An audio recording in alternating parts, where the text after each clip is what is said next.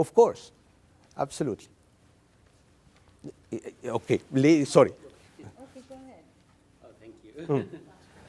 Can you speak to the role of character? Because in all of this, when you were going through it, my mind was, there's one word that I thought was missing, character. Okay. In Mine terms is of, building reputation. Yeah. And how influencing people sometimes is also hinged on someone's character. Okay.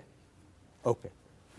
If it is related, you can ask, and I. Yeah, it is kind of related. And Okay.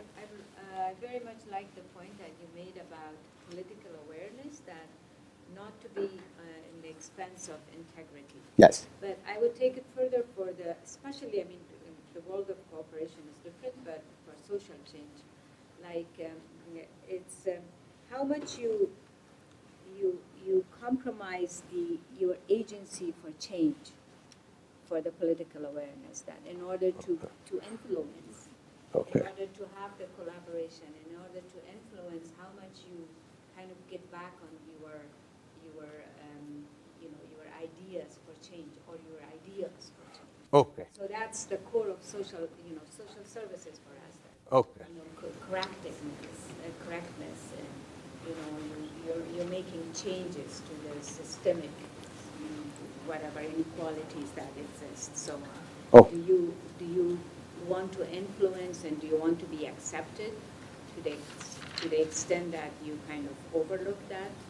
Okay. So I'll answer I'll answer the first question first, which is, where is the character?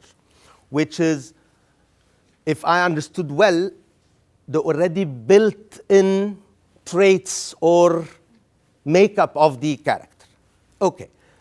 In fact, any soft skills, by definition, could be acquired on a different levels.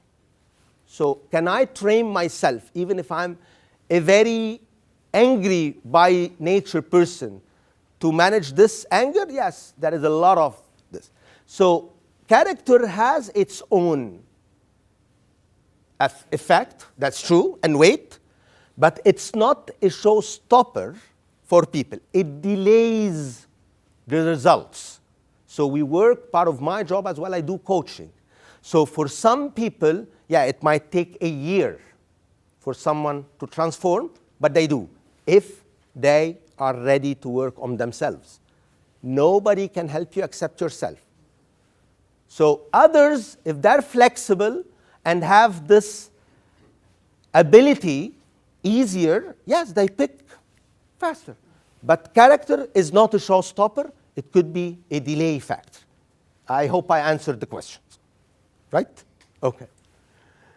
Then I go to the next question, which, to what extent can I be politically correct? There is no tolerance on integrity. Okay?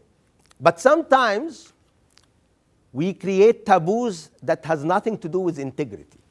So changing a system that has been there for 100 years has nothing to do with integrity. There is maturity required when you do these changes. So from a corporate background, I tell you, you don't immediately change a system overnight. It creates chaos sometimes. So you've got to move gradually. But I won't consider changing a system or how I work.